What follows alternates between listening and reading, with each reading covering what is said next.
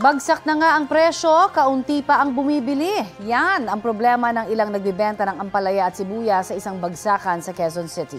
Balitang hatid ni Bam Alegre. Karaniwang nakakapagpaluha ang sibuyas tuwing hinihiwa.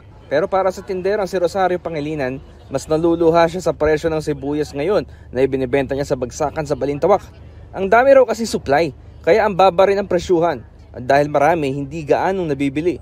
Ang malalaking pulang sibuyas, 80 pesos na lang kada kilo, dating 100 pesos. Ang medium na pula, 100 pesos ngayon kada kilo, dating 120 pesos. Habang ang puting sibuyas, 50 hanggang 60 pesos kada kilo na lang mula sa dating 120 pesos. Medyo mababa, pero matumal. Pag mataas, mabili. Anihan, merong Lasuna, may Ilocos, may Nueva Ecija, may imported, kaya bumagsak ang presyo. Hindi lang sa lasa mapakla ang ampalaya ngayon para sa tindera na si Glenda Mateo. Binabarat daw kasi ang benta niyang ampalaya na ibinagsak mula Nueva Ecija.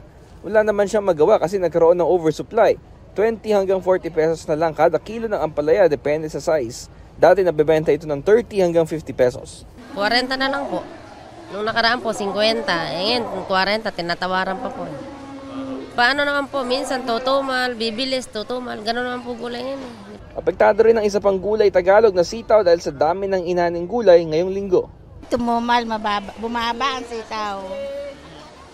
Nung nakamakalaw ang benta namin dyan, 150 ngayon, 100 na lang.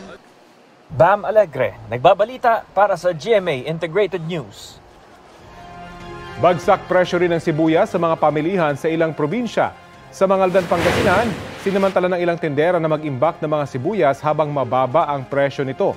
Galing Bayumbong, Nueva Vizcaya ang supply nila. Ikinatuwa naman ng mga mamimili sa Naga, Camarines Sur ang mababang presyo ng sibuyas. 80 hanggang 100 pesos ang kada kilo roon depende sa klase at laki. Sa Vintar, Ilocos Norte naman, nagrereklamo ang ilang magsasaka ng sibuyas kahit pa maganda ang ani nila ngayon. Wala raw kasing bumibili pagkapasok ng bagong taon kahit pa nasa 40 hanggang 50 pesos kada kilo na lang ang farm gate price. Baka dumami pa raw ang supply dahil harvest season. Base sa price monitoring ng Department of Agriculture, 100 hanggang 180 pesos ang kada kilo ng lokal na pulang sibuyas, habang 80 hanggang 140 pesos per kilo naman ang imported. Ang lokal na puting sibuyas nasa 50 hanggang 130 pesos per kilo. 80 hanggang 150 pesos kada kilo naman ang presyo ng imported na puting sibuyas. Kapuso, para sa mga maiinit na balita, mag-subscribe sa GMA Integrated News sa YouTube.